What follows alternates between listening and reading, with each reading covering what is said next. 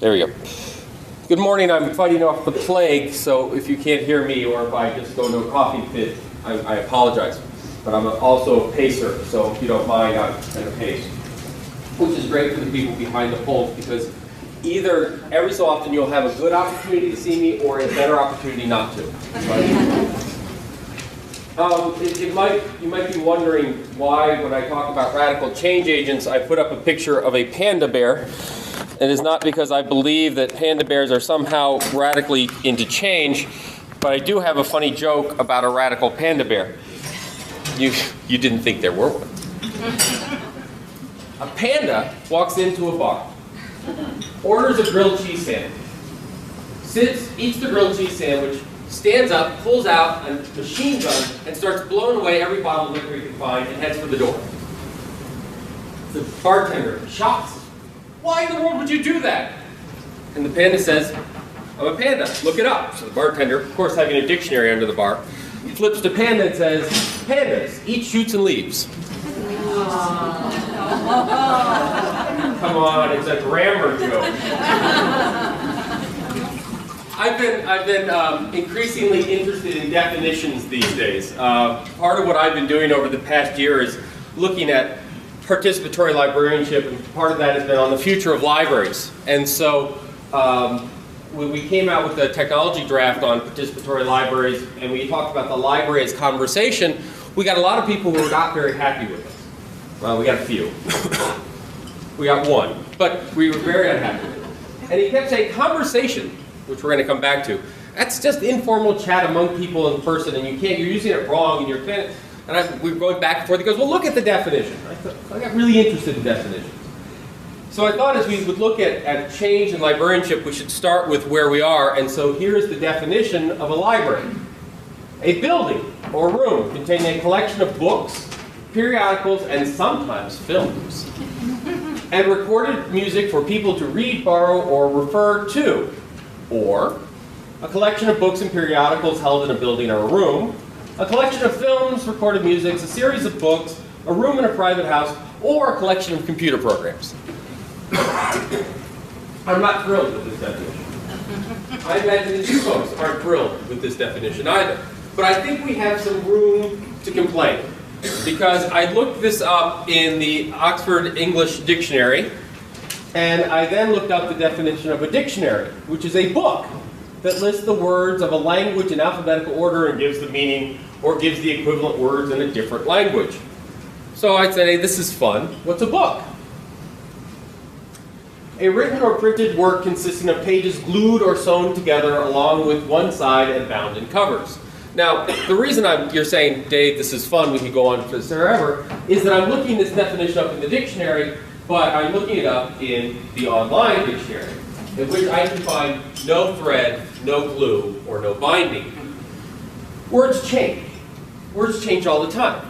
Meanings change. And it's very interesting in that I'm looking this up in the Oxford English Dictionary because there's no better evidence of how words change and how the fact that language and the words we refer to each other and the concepts we use are a product of conversation.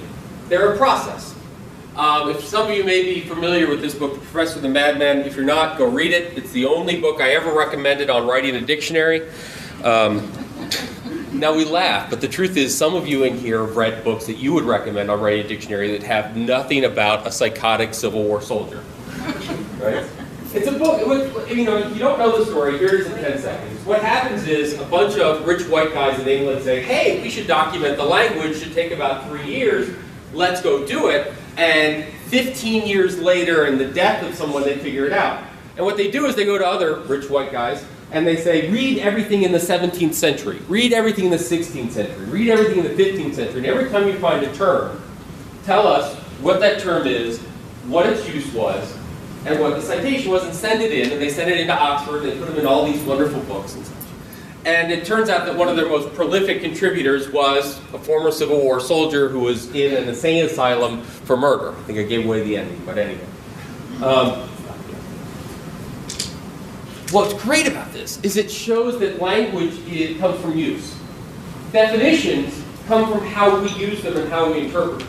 They're not handed down. They're not static. In fact, the minute they finished this, they started on the revisions and the second edition. And they said, this is an incredibly hard problem. Knowledge is dynamic.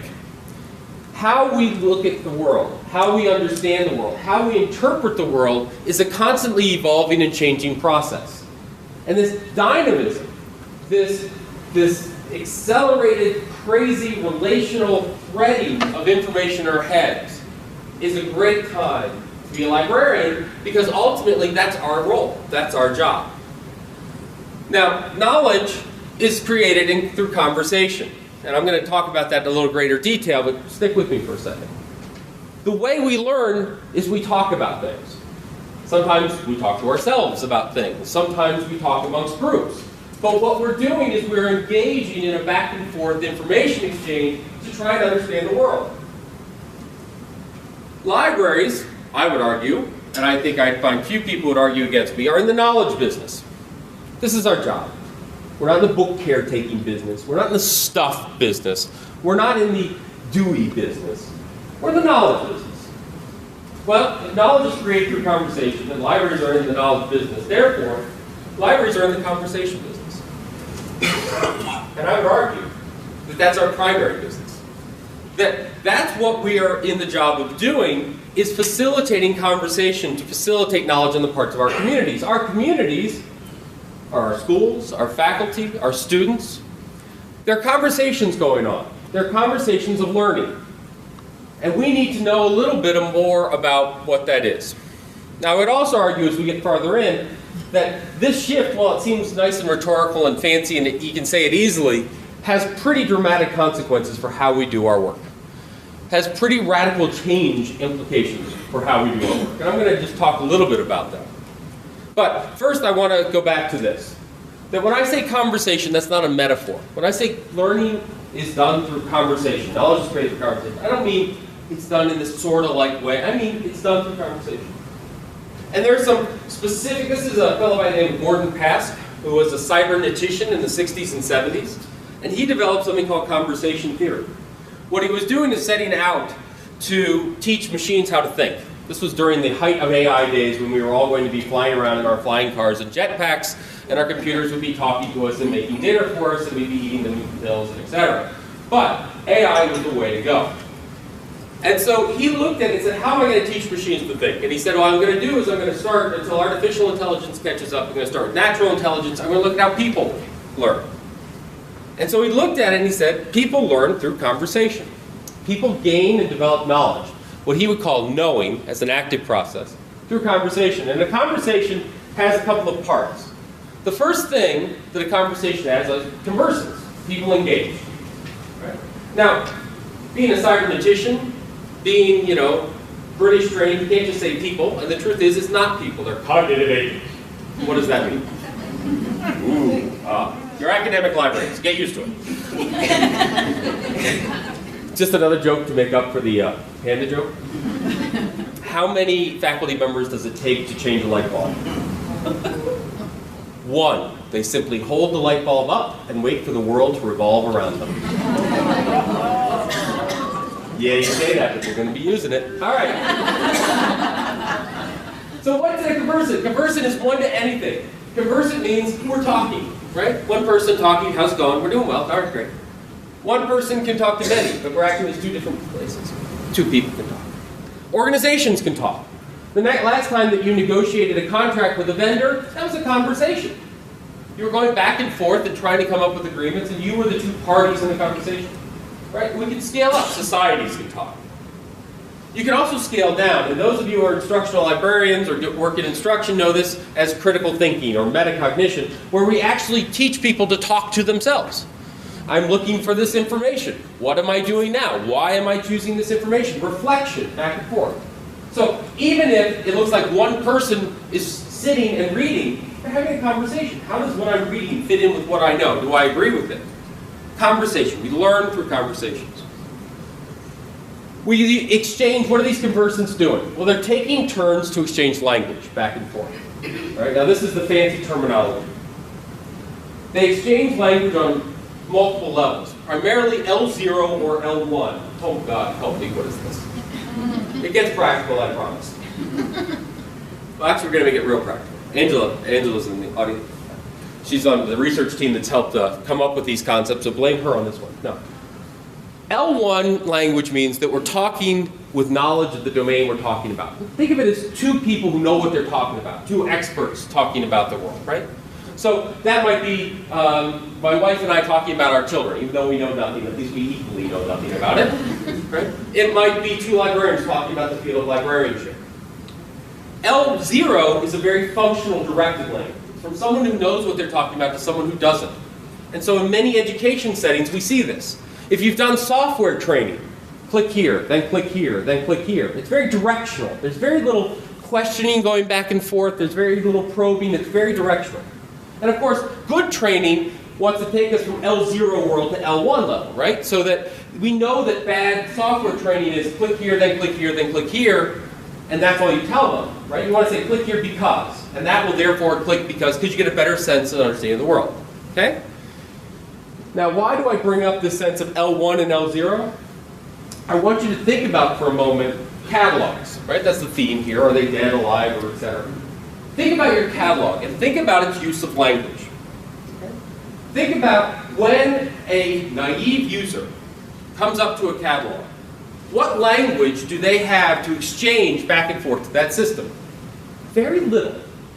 Now think about a librarian approaching the catalog. What kind of interaction can it have? What kind of language use of the domain understanding can it have? Very high. Is it any wonder that librarians are very good at using the catalog? No, because they design them. They understand what collocation is. They understand what index terms are. They understand what fields we're looking at, what classification. They understand this huge world of knowledge. And so when they approach a system, they can be very sophisticated in their use. And it works really well. You look at the user studies. Do catalogs work? Ask the librarian. Yes, they do. Ask the patron. What the hell? Now, a learning system is a system that brings people from an L0 world up to an L1 world. And you say, oh, yeah, well, our catalogs don't do that. But what's interesting, when you look at the library operations, how many libraries that you guys are in offer some form of instruction? You're the learning part of the system, right? The idea is, we're not letting the system bring someone up to speed. We'll do it. We'll teach them how to. We used to call it bibliographic instruction. Now we simply call it instruction. But what we're trying to do there is bring people from an L1 to an L0 versus having the system do it versus having the system sort of recognize that they have their own scope and impact of language. So we have language going back and forth. And the level at which the conversants are at with that language is going to determine how rich and powerful and interesting it is. Okay? What are they doing is they're seeking agreements. So as we're sitting here talking, if you hear me listening, right? Every so often I stop and go, okay, right, yeah, makes sense. What I'm doing is I'm seeking an agreement. I'm seeing someone nod their head, and I'm seeing hopefully not people go. Right? And in fact, what's interesting is when you look in distance education mode versus in-person mode, that's what you don't get necessarily. And in fact, a lot of your instruction at distance is trying to make it okay for people to make explicit that they don't understand. They're trying to make okay to type. Right? But what we're doing is we're seeking agreements. Now, those agreements then get stored in sort of our memory. Now, what Pass would call an entailment mesh. What's interesting about that memory, what's interesting about the entailment mesh is that, one, it's active and dynamic. That as you understand something, as you go through life understanding other things, it will change what you understood to begin with. It's not static. So many of you have done this. You've read a book 10 years ago, you come back and read it again, and you're like, when did that part happen? Or, wasn't this a bigger scene in it? Or, boy, I didn't realize that what this was about. Last night I was reading Oh, the Places You'll Go with Dr. Seuss to my 8-year-old. Right? He was reading it to me, which is even better. And I said, well, what's that book about, Riley? He said, well, it's about sometimes you're going to win, sometimes you're going to lose, and sometimes you'll get stuck, but at least you'll have a balloon. I thought that was pretty good for an 8-year-old. Trust me, at a 5-year-old, he didn't get that much out of it. And I said, Riley, why do you think my mom and dad gave this to me when I finished my PhD studies? Yeah. That's not it. Anyway. So this idea of an entailment mesh is one, life changes, but two, it's relational. The way we understand things is because it's related to other things. How many times have you struggled with a concept? And only when you get it to go, oh, it's like this. You're relating knowledge together. How things juxtapose. Now, once again, those instructional librarians have heard this all before. They go, this is scaffolding. This is, the idea of a spiral curriculum, learning theory stuff. So I want to give you an example from my favorite historian in the whole world and a broadcaster by the name of James Burke.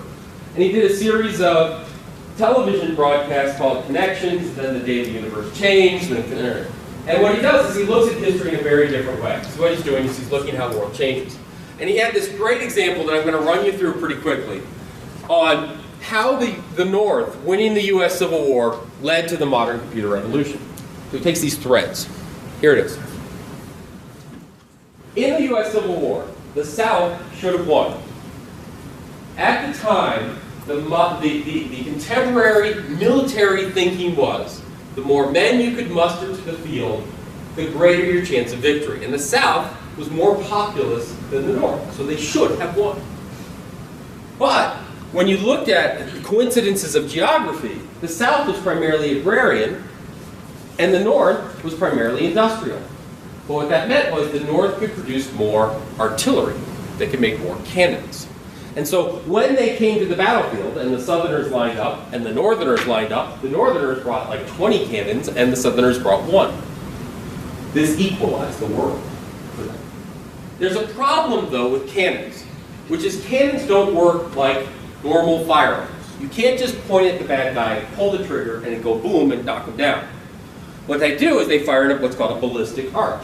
So what you have to do is you have to change the angle to change the distance. Now, for some of you around may not know this, but the way in which you determine what angle to what distance is it's determining the area under an arc, which is calculus. You can't do this on the back of your hand, and if you're a typical northern soldier, you can't do this at all. And so what they used to do is they have rooms full of people called computers, which were mathematicians, and what they would do is figure out, given this size of the cannon, given this much powder, given this angle, given this distance, they come up with a table. So now that northern soldier, sitting in battle, would look at the table and say, they're about 500 yards away, put it at an X degree angle, and fire.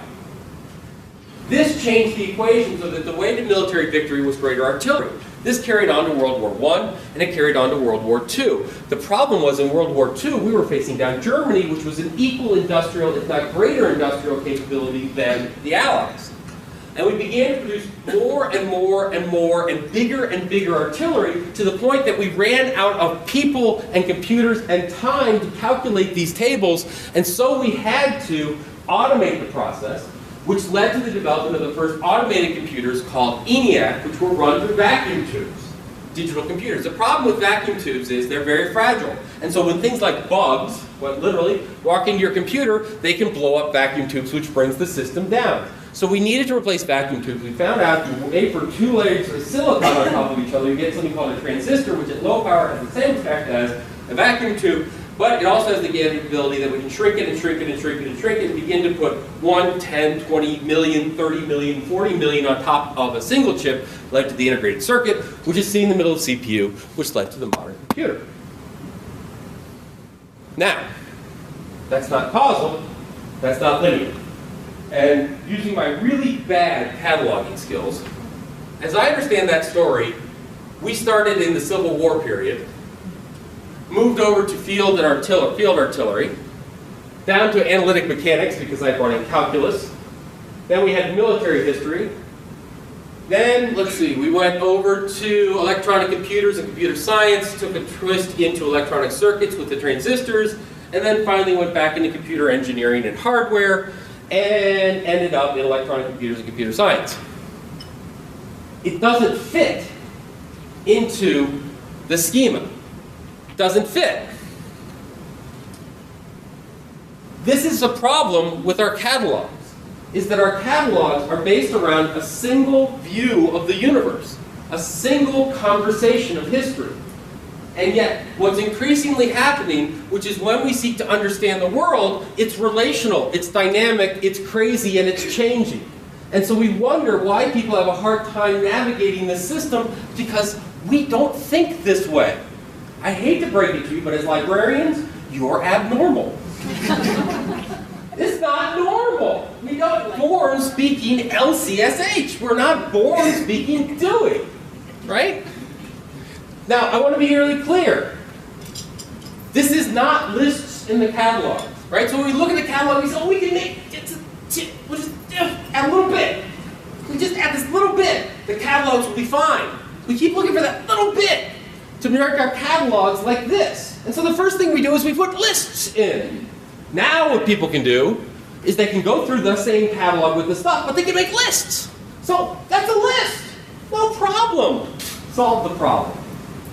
Here's the problem with lists. Come back. If I took that off and you came back in 6 months and I asked, what is this list of? You would have no clue. No idea. This idea that somehow we're going to make lists, that's great for breadcrumbs, but what's really interesting is not these things. What's really interesting is the lines and connections between these things. It's not the stuff. It's the relationships of the stuff. So we learned this a long time ago. You never produce a bibliography. You produce an annotated bibliography. It's not just a matter of what's the best stuff for X. It's why it's the best stuff for X. Right? And it's not tags in the catalog. Now, are my pen tag people here? Oh, good, we can talk about it. No. No, if you look at pen tags, which I know is the next session, look at it. It's not in the catalog. It's things that are in the catalog they can tag, but they can also tag web pages and they can tag all this other stuff. So, oh, that's all right. We can fix our catalog problem. We'll throw tags at it. Good frickin' luck. Because what's the problem? Tags, for example, are great for temporal understanding of a domain. Which means that if you get a lot of people tagging things at a given time, you can understand what they were thinking at that point in time. The problem is tags don't expire. Right? The problem is with folksonomies. People say, oh, folksonomies, tagging. Libraries have known that a long time, threw it away. Uncontrolled keywords, we don't need those. But what we need to understand is uncontrolled keywords are very powerful if they're part of an evolutionary process that turns them into controls or not controls. Language is evolving, language is developing. But the problem here with tagging in the catalog, not tagging in general, but tagging in the catalog, is that what we're doing is tagging stuff. We're tagging stuff. Our catalogs are all about stuff. We shouldn't even call them catalogs. You know what they are? They're inventory systems. Let's just call them that. When you look at what's in those catalogs, it's where something is. Not why it's there, how it's used for, what's related to the world. It's where stuff is. We need that. You need that. They, not so much. Right? They only need that after they need to know that's the thing I want. Then they need to know where it is. So are catalogs dead? No. Should catalogs be the primary interface to the public? No. Right? This is also not socializing the catalog. It sounds like it sounds like we do to freshmen. The idea that somehow we're going to take these, it's like lipsticks on a pig. We're going to take the catalog, we're going to make it social. Why? It's not social to begin with. But somehow that we're going to take every book and allow people to comment on it. That we're going to let them tag it or rate it. I mean, forget the idea of God help us, we're going to let users add data to our system, but we're going to let them catalog it, and that's going to make the catalog social. The problem is the catalog is not a social process to begin with, and so why is it? Look at Amazon and look at the number of comments on a book. Now look at WorldCat, which has the exact same functionality, and look at the number of comments on a book. There is a difference, right? One, what are they commenting on? If you look at a lot of the comments they're making in Amazon, it has very little to do with the actual book that they're talking about. A lot of it is, oh, this is a much better book than this book. Oh, this is, it's interesting, if you read the first Harry Potter book, you'll understand what happened in book 2 and 7. So are they talking about the first book? Or are they talking about the series? Right? How many times have you run in, all our serials librarians and monograph librarians, and looked at the catalog, and the catalog just sort of sneers at you when you talk about creating collections within it? Right? It's about the things. But knowledge isn't about things. Knowledge is about connections and relationships. So let me give you an example, make this a little bit more real.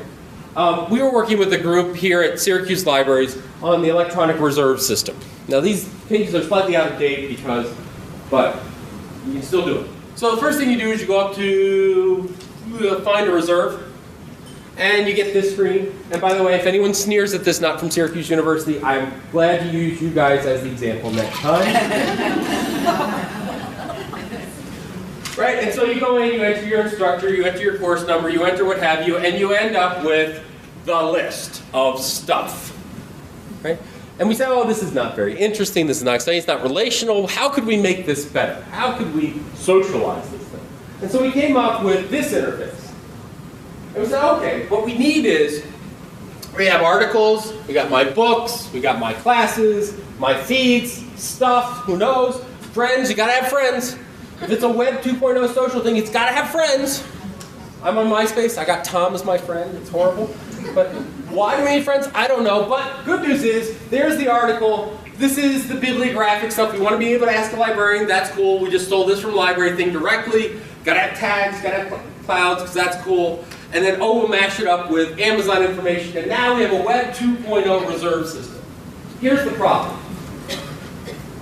We looked at this and we said, no, there's wrong. In fact, what we started calling this was the PDF aggrandizement screen.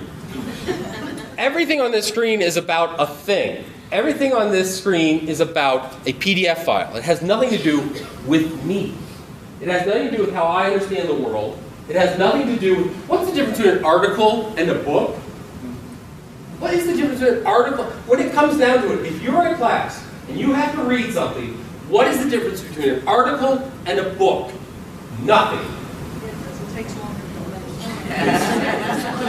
They're thicker and I can hurt people when I throw them. Right? And why aren't articles and books in my classes? What's the difference there? And what's the stuff here? What do I need friends for a PDF file? So we looked at this and we said, this isn't quite it. Because there's nothing more fundamentally conversational in an academic setting than the class you're taking, because that's what classes are. Classes are conversations. They're learning. They're people discussing things. So we went back to the drawing board and came to this. And we said, first of all, we have conversations. That conversation may be about a class, it may be about a book, it may be about my next novel, it may be about what I'm going to do on Friday night. I have conversations. So in this case, I have a conversation about a class I'm taking, and the first thing I want to know is the syllabus. Right? Because what is the syllabus? Think about this. When you take the reserves, and you take a syllabus, and you put all the stuff on reserve, and you throw away the syllabus, what you've done is build this beautiful relational tree and lop the top right off of it. So I don't know why these things are sitting together. When many syllabi are talking about sequence, you need to read this, then you need to read that, what part of it you need to read, why you need to read. A syllabus is like an initial part of a conversation in a class, and it belongs at the point of where we're trying to understand the world. So there's the syllabus, and that syllabus points to articles and it points to books and materials, but why stop there? Because now, as I'm reading the syllabus, it's got an assignment. And the assignment's to find a picture, so I found a picture. And then I said, you know, I like this picture, I'm going to email the artist, and there's the response of the email. Which is, why do we say, now you've got the stuff. You came to the library, you got the stuff. Now the conversation's done. And what's amazing is, we talk about getting into things like Blackboard. We should be in Blackboard. It's a great place to have conversations, but we shouldn't be sitting on the top level away from it all. We should be right in the course area. And we should be sucking stuff back out of Blackboard and not just pushing stuff into Blackboard, because that's where we're developing these conversations, which are the lifeblood of the institutions we're part of. So now I have a relationship. This is related to that. And now when I click on this Ask a Librarian thing, guess what goes to the librarian if I want? The whole kibosh. Now instead of having to start with, have you searched Google? The #1 most insulting question you can ask a patron. And right up there with, did you tie your shoes today? It's like, duh, I wouldn't be here if I didn't start with Google. Right? Now you can say, yeah, look, there's the Google search, and there's the this, and you can instantly see the domain they're working with, so you can cut out a lot of the really uncomfortable parts of reference interviews. I do another talk where we develop this into a virtual reference system with scapes and such. You can see it online, but the point is I get this relationship, and when I click on one of the items, that's when it makes sense to bring this stuff up. But now this PDF file is in the context, or in this case a book, is in the context of the conversation, not in and of itself. And we realized as we looked at this, what we've developed is a migration path away from catalogs and into conversational systems. So now when someone comes in and they click on this book, they can also say, who else has read this book? Here are my notes. Who else has notes for my class? Who else has notes on this book if they're not in my class? Why is this book that I'm reading in information studies being used in anthropology? Maybe there's some anthropology courses I can take. And suddenly, we have all these conversations, which are linking resources and materials in the catalog, but instead of linking them by Library of Congress subject heading, they're linking them by real conversations and real use. And so this stays. It just goes under this. If you look at a lot of the innovation you see in catalogs these days, they're burying them under shells. You saw that originally with Ann Arbor District Library, which is buried under Drupal, where they could build their own interface. You see that in, North Carolina, where they put another search system on top of it. You see the idea of, we need an inventory system. It belongs there. That's fine. We just need a better interface for our patrons. And so this is pointing to all that material, but eventually this becomes more useful because it's about connections, it's about understanding. Now compare this approach to traditional reductionism. Reductionism is where we take a phenomenon and we keep breaking it down to smaller and smaller parts. In organizational theory, Max Weber developed something called bureaucracies. He said, as large organizations are dealing with the world, what they begin to do is specialize and specialize and specialize until you get someone at the bottom of this really deep tree structure that understands everything about a certain aspect and nothing about aspects on either side. But they all report up to the magic understanding. Right? This is the great tree. Well, scientists, academia matches this.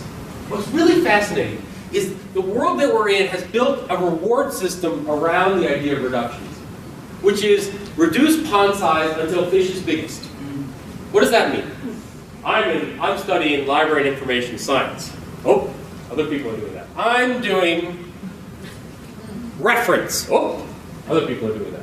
I'm doing virtual reference. Oh, other people are doing that. I'm doing systems within virtual reference. And you keep going until I'm the #1 person in the world in the study of technical systems in one-to-one interchanges in public libraries in the northwest of Uganda.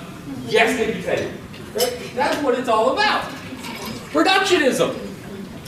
Now, what's the problem with reductionism is if you break something down into its smaller and smaller parts, you forget to put it back together and realize this is something that kills people. Library science has suffered from reductionism. We have suffered badly from reductionism. Dewey Decimal System. What? ACR2.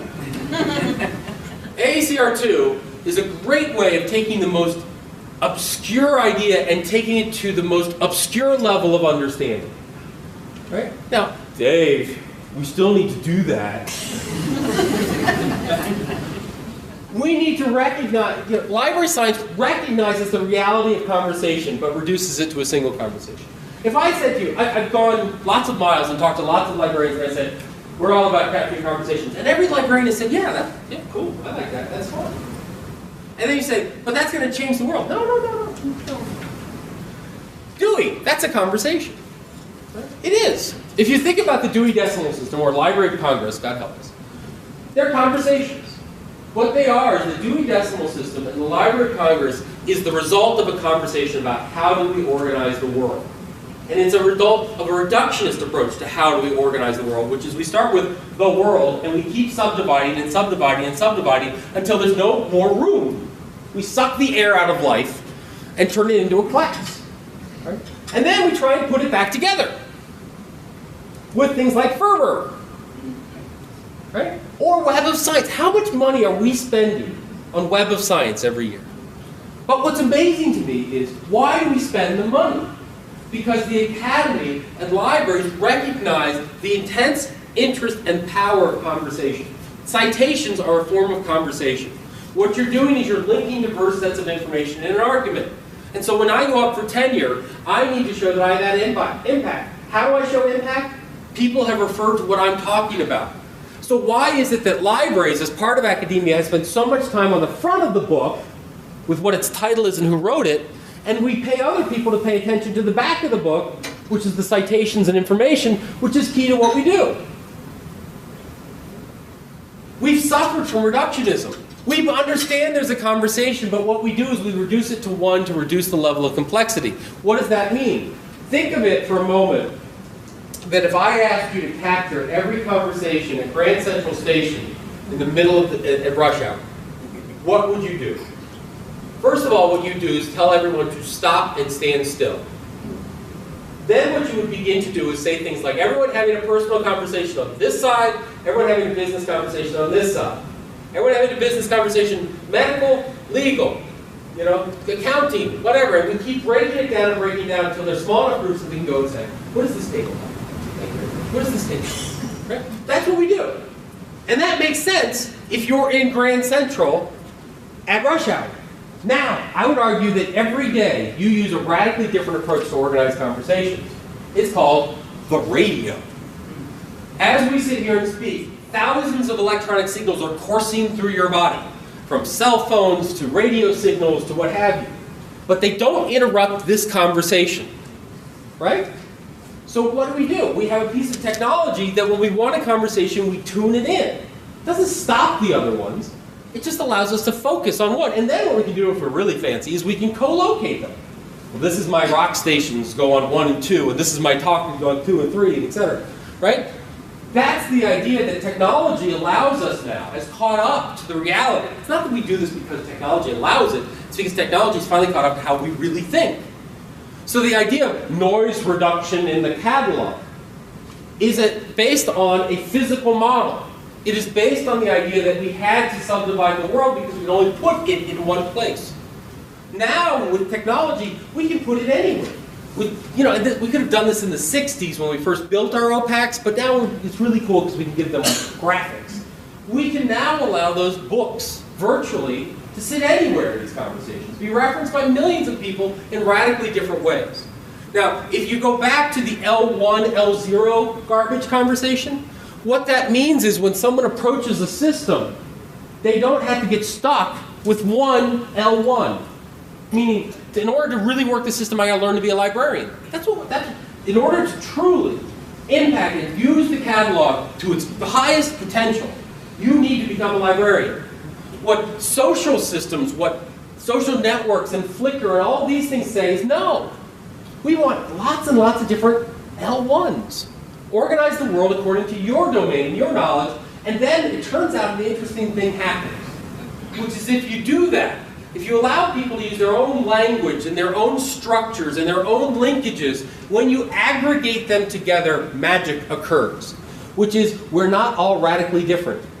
Sure, there are going to be outliers. But there are a lot of times when we use the same words to talk about the same thing. That's how we live in a society. And through this aggregation of these individual language domain stuff, you get cool things like tag clouds. Tag clouds only work because every individual uses their own terms and we look that there's commonality among them. And that's interesting. So when we look at the catalog, when we look at the interface, why do we say stop? Forget all your knowledge. Forget all your domain information. You got to learn ours. Drives me nuts. Think about it. If I come in and I'm a physicist, and I'm a world-class physicist, why do I have to become a librarian in order to access the physics literature? Well, guess what? They don't. And we also do ourselves a disservice, just as a side, which is, why don't we on a regular basis, and I know some libraries do, but not enough, do citation analyses for tenure cases? We used to. Why don't we do it now? Because I had a colleague calling, I'm going in for tenure, I need to do a citation analysis. Well, if you come down or send your GA down, in 15 or 20 minutes, we can teach you everything you need to know. We can teach you our core skill and the thing that we got our master's degree on, 15 or 20 minutes, and you'll be fine. It's nuts. It's crazy. But our systems do this. New knowledge is gained from the intersection of silos. How many of your academies that you're part of have some sort of interdisciplinary initiative? Usually out of the provost office, we all have to kumbaya together, right? We want the engineers and the management people and the arts people to spend some time together in magical events.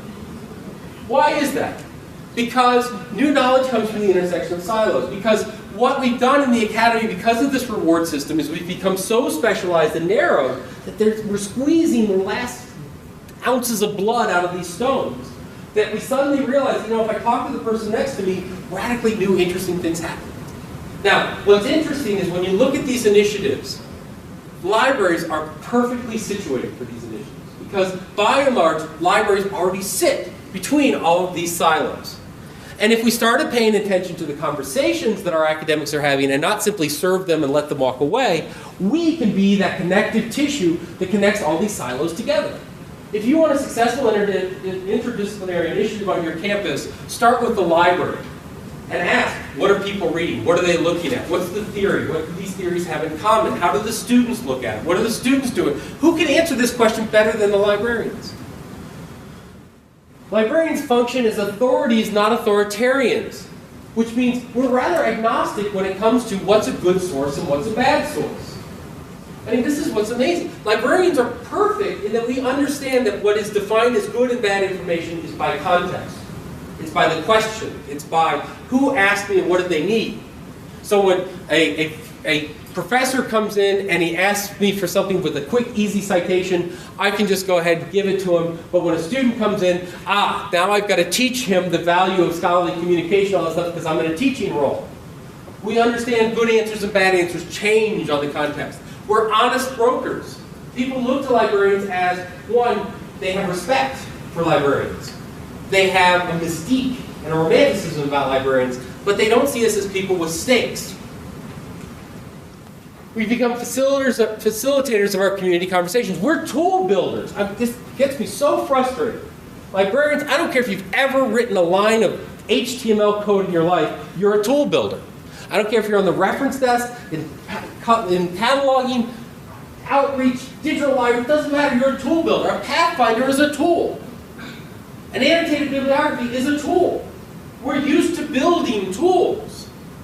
And we provide this connective tissue to a community. This is what we do. We sit between all of these disciplines. What power do we have?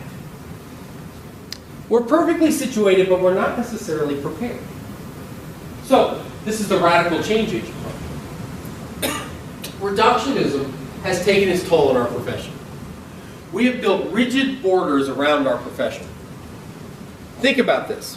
Why is it that we think an ALA certified Master's of Library Science degree is everything you need in order to be a webmaster, the head of marketing, a director, bottle washer, instructional librarian, architect, everything in libraries of any value gets tied back to a single 2.5 years of your life that may have been 10 years ago, or 20 years ago, or 5 years ago.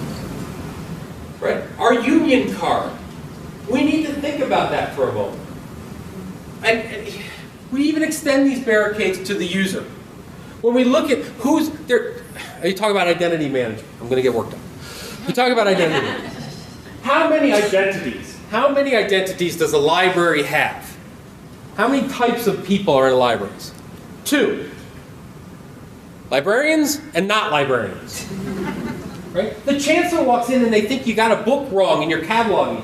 Can the chancellor change it? No. Only librarian can. The user walks in, or if a physicist walks in and says you're missing the key in paper, can the physicist change it? No. They have to talk to a librarian. This is nuts. This is crazy. This is insane. We need to open this up so people, in essence, earn the right to work with these systems that they're communal systems. We have a broken innovation cycle. Repeat after me. New hires are not the solution. Right? I did this in Oregon. It's like the 98-year-old person on oxygen who just graduated with their MLS degree comes in. It's like, look, there's the new librarian, the young kid. Why did we hire them? Well, they just came out of library school, so they must know all the cool technology stuff. Now we don't need to. You say that, we laugh, but I can't tell you the number of directors that I go to and I talk about, well, we should look at building and changing the catalog. Oh, let me bring Patty in. Patty's the new librarian. She's great. Right? Well, let me bring Bob in. Bob will do it. How long has Bob been working? A week. So we go to Bob and say, Bob, the most important thing we do is innovate. Go innovate. Person with the least cultural knowledge, least experience, least seniority, go innovate. And he goes up to his supervisor and says, I need to innovate. And the supervisor says, get back on the desk. This is a problem. Why don't we have a continuing education system, things like this, but on a regular basis? I've seen many libraries that require 36 hours of continuing education for every librarian in their staff. This is not a bad idea. And our systems are too closed and too incremental. This idea that somehow when we come up with the next bright idea, tagging on the catalog, we have to somehow put it in the queue of our vendor and wait. That's insane. Right? I'm not talking open source fanaticism. I'm talking about the idea that life changes too quickly to wait for a set of 30 programmers in some distant county with 500 employees to get around to it. We need to have a system where we can come up with a new thing, new innovation, and put it in. Now, everything's changing, just like always. This is one of my favorite quotes. Never doubt that a small group of thoughtful, concerned citizens can change the world. Indeed, it's the only thing that ever has. We need to realize that the people in this room, we may be a small group as part of the total population, but this is the size of the group we need to change all this. We need to change all this. We need to become radical change agents. And the first thing we need to do is innovate from core principles. We need to stop riding waves and be the wave machine. We need to focus on knowing and not artifacts. We need to realize we're not in the book and thing business, we're in the knowing and teaching business. Every part of our operation is in the knowing and thinking business. And you have to ask yourself, what is your library's vision of the future and where does it come from? Why are special collections and reference in the same organization? Why are catalogers and public service the same group of people with the same degree? What is that vision that we have? More of the same? Changing? Oh, we'll tag next week. Why? Let's blog. Why? I'm not against blogging. I'm a blogger. But I'll tell you, one more librarian blogging about librarianship will bring not one more patron into your buildings. What will is librarians willing to put their personal information and put up reader's advisory, believe it or not. All right? Why? Why do we do this? Because if we constantly chase the next wave, we're always going to be the second best whatever. If we constantly say Amazon's got the solution, our catalogs need to look like Amazon, we will have the second best looking Amazon site on the web, and trust me, that's not enough. Why do people look at Google as competition? It's crazy. You are not in competition with Google, you're not in the same business. Google's in the advertising business, right? By the way, look at that nice little Google box we're all going to. Is that an L0 or an L1 interface? It's an L0 interface. We know that we can put pluses and minuses and quotes and all that cool stuff, and we can do basically dialogue searching in Google. But there's nothing in Google that teaches you how to get from point A to point B. Maybe we could. Hey, there's an idea. We need to question tradition. It's not that we've done things wrong, it's that we did things right in a different world. The world is changing. In fact, the idea that somehow the internet is radically new and the whole universe is going off its tilt on its axis because it's brand new and if Twitter didn't exist, like people from the 18th century are going to come back and see Twitter and their heads will explode from the innovation. Right? The fact that we went from the average life expectancy of 40 to 75 within 40 years in the middle of the baby boom era will have a bigger impact on the world than the internet will. Right? Indoor plumbing had a bigger impact. Right? We've seen radical change. This is a radical change. And we don't just get through it by doing the stuff we always did. We're inspired by the past, but we don't try and copy it. We have to understand that it takes people to change the world, and you guys are the people. We need to hold visionaries to account. It's great to have David come in and give his come to Jesus speech. But I don't get to go home with you. And so what are you going to do tomorrow? Visionaries without the reality. Right? Beware mottos over intellectual signatures. I'll give you ours. School of Information Studies. We empower people through information. What does that mean? How do you change someone's life? What is it underneath that? What is it that's going to guide your next set of development? Because if it's, we are going to empower people through information, that's not enough. What's the vision? Beware the French Revolutionary. There goes my people. I must find where they're going so I may lead them. I want to be real clear. I think you should blog and tag and wiki your brains out. I really do. I really, really do. I think you should play with it. But I think you should have this wonderful discussion at the end of a week that says, now, what's going to actually change people knowing? How is this going to help instruct people? How is this going to help develop knowledge and connect them? What's the deeper purpose here? It can't be Twitter. Web 2.0 is not an end, because there will be a Web 3 and a 4 and a 5 and a 20. So you can't say our goal is to be Web 2.0, because congratulations, the minute you succeed, you're on to the next goal. Become a mentor. Here's my mentor. Ray Von Drand, who passed away last year, was a great teacher and a great man. And what he taught me was what a great mentor is. A great mentor is an unselfish person. It's a teacher who hopes that the student will surpass the mentor. A good mentor is someone that prays that you scare the hell out of them. A good mentor is someone who looks at you and says, you're going to have not my job, you're going to have my boss's job in 2 years. I'm going to work for you someday. That's what makes a great mentor, is they're unselfish and they're rare, and you need to be that. There is an obligation to leadership. First of all, I can't tell you the number of people I've heard where it's like, are you going to take the managerial job? No, I like what I'm doing. Oh, if I take that, I'm going to become one of them. Too bad. Become one of them. I tell you, we're looking for deans in our field. And there are many people who would make great deans who say, no, I don't want the administrative crap, I want to stay in research. And what that means is, no, I'm going to let the field struggle on its own and take second-class people to be the heads of the organizations, and that's not my problem. If you hate your director, replace them. Don't bitch about them. I mean, you replace them. It drives me nuts, right? So a few of my favorite quotes on this topic. Change is like heaven. Everyone thinks it's a great idea, but no one wants to go first. Or, to put that more bluntly, my father once told me, you can always tell a pioneer because they're the ones with the arrows in their ass.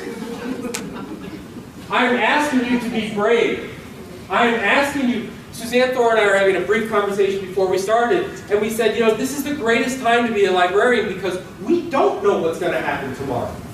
But what that means is, we get to make it up. Cool!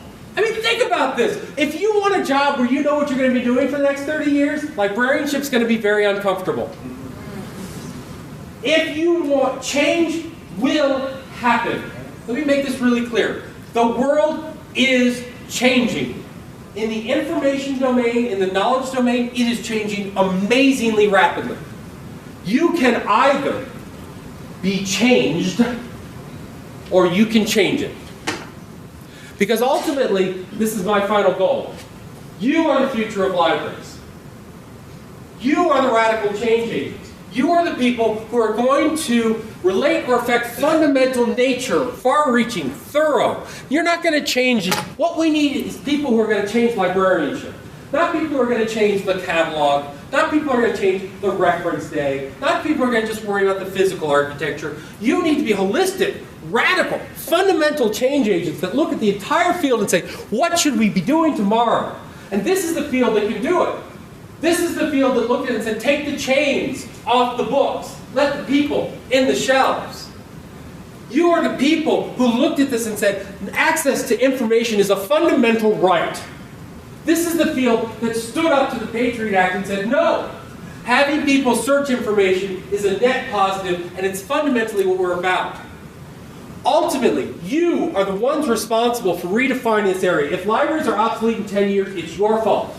It's my fault. And society will be the poorer for it. You are the fundamental agents we have to making this world a better place. That is a noble goal.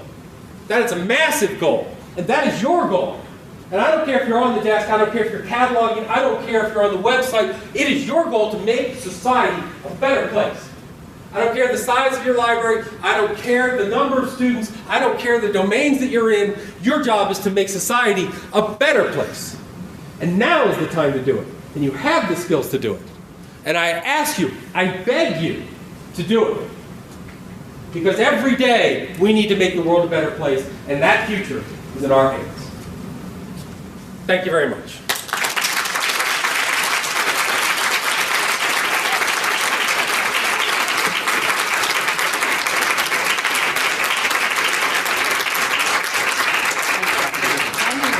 I'm going to have some questions. Very good. We do have some time for a few questions. Because because there's nothing more better than after that than saying, oh, yeah, that's me. Yes. Which side? The side? Okay. One of the problems I have with the way the library feels going, I don't agree. We don't seem to be able to treat all the different businesses we're doing. I mean, if you're concentrating on the user and from an academic standpoint, obviously like that. But I think, we're not about artifacts. We're part of us. We do have to think of artifacts. And we don't have to just think of artifacts for the people now. We have to think about keeping the knowledge, keeping the whole stuff for the people 20 years down the line. What's the world going to look like? What's the world going to look like in 50 years? I don't know, but I'd like to still have some of the stuff. Which stuff? Don't know, so we try to keep as much as we can. Okay. I mean, we have stuff in a library in Siena, a very tiny library from the 15th century. People still look at it. That's great. But Here's my question. There's a bunch of different. There is. That's Comparing libraries to books is like comparing dentists to drills, which is it's the predominant thing in people's mind, and yet it's probably the least of what we do. And when we do our job very well, people don't notice. Right? When you walk out of the dentist and you didn't get drilled, you're like, geez, I brushed my teeth really well, thank God I did drill. Meanwhile, the dentist is sitting there going, and I scrape all that gunk off your teeth every 6 months. And I don't say, books, for example, materials, are not unimportant, but they are secondary. Right? What's amazing is we need to realize that books, videos, any static thing is an artifact of a conversation. And what's interesting is they're valueless until they're put into a context of use. So the example is a scholar was working on letters during the plague in England, and he was down in the room reading original letters and original manuscripts, and he had horrible hay fever and was going nuts. And this other scholar was sitting next to him, and he'd grab a whole group of documents and go, which is hard to do when you have a bad cold. And the guy just goes, what are you doing? He said, well, here's the deal. I'm tracing the root of the Black Plague through England. What? He goes, well, look, someone that has a plague in their village, they don't, word gets out, the village dies. No one brings them food, no one. So what they do is when they write a letter, they say, hi, everything's going great here. And then they put in a big pile of mail to get delivered, and they douse it in vinegar to disinfect it because they have the plague in the area. So you don't trace it by what they say, you trace it by where the vinegar smells. Now, what's interesting about that is those letters, the physical letters, are much more valuable to that person than the scan of them. And yet to the other one, it could have been scanned. Those contexts of understanding, those contexts of knowledge are changing radically each day. And what I'm worried about is that libraries concentrate on the letters, and so therefore they scan them because they want to preserve them and they don't know the use of them and the context of them. We need to be smarter about what the conversations we're going to support. You bring up a very valid point, which is we want to be able to have that material available for conversations in 100 years. It'll be interesting to see what those conversations are. I don't think we can predict them. But the other side of it is, with increased computing capacity, the notion of the physical artifact is only a small portion of what we do. What do we do about the fact that knowledge doubles every 18 months, and of that, 99.999% of it is digital information? What do we do about that? Right? But there are artifacts. The answer is, what do we preserve? How do we find it? Through conversation. Right? We need to engage the scholars in the domain to find out what's useful. That's a conversation with the scholars. We need to understand the people are producing it. Why did you produce this? I want to catalog the production value. That's a conversation with the producers. Not a collect and a buy and a store and a hoard. So I don't disagree that physical items are unimportant. I do disagree that physical items are of primary importance. I think they are secondary to the main task of conversations and learning. I guess my point was is that we end up being charged with a lot more than what we're covered here. And it's hard to do it all. It is, and unless we as a participatory librarianship is my try at it, but unless we as a field, and certainly unless you as a library, can clearly define what your role is, you will always be jumping from one thing to the next thing. And that's what scares me a lot. Please. And I also think that there are, unfortunately, politics in this that are very powerful. In that, you're focusing right now on the student as the primary patron and maybe faculty, thinkers or learners or people seeking knowledge. as the primary audience, but is that really true for libraries, or is it accreditation? Is it tenure? Is it, you know, that whole peer-mediated publishing and that entire circle? So we have different, you know, there's a political and a reality financial basis, as well as the higher goals. And I think it's fascinating that you characterize Google as being in the advertising business, which I absolutely agree. They also have an underlying political and financial structure that isn't necessarily the most altruistic. So, you know, it's important for us to remember that we have to survive in the world as it is while we're trying to make the world of the future. And I think that some of these things we really have to think about. What are we accrediting when we're accrediting? What are the standards of accreditation? What are the signs of a good library? What are the signs of a thriving university or public library or community? You know, those are the questions that are not getting asked as much as I really wish they were. I mean, if we're all being evaluated on whether we have certain physical resources in the library, or the number of photocopiers, you know, this is really, I mean, what's the number of photocopiers? What do you care if it's all PDF and digital anyway? You know, it's like, so these are the questions I think we really have to start thinking about, how to evaluate, how to finance, how to do the political side of it, while we're actually changing the community we live in. I think you're absolutely right. I think politics itself is a conversation. It's a conversation of power, and librarians often underestimate their own power in it. And I think, unfortunately, they often advocate those conversations to others, which is very problematic. I think the notion of being involved in a conversation, I use the word facilitate. Facilitate doesn't mean valueless, non-biased, transparent thing that makes something happen. What it means is a conversant who comes in with a set of values and makes them very clear and explicit, right? Now, as librarians, we do that, but we need to be willing to say, well, we're going to, in essence, suspend that for this question. But you're right, we need to be politically honest. When my other speeches, right, this is my 12-hour speech, radical change agent means when I look at LIS education, I think we do a great disservice to LIS graduates because we give them a grand vision, technology skills, and push them out the door, when what we need to give them are political skills, communication skills, and teach them how to go into organizations and subversively undermine them and recreate them.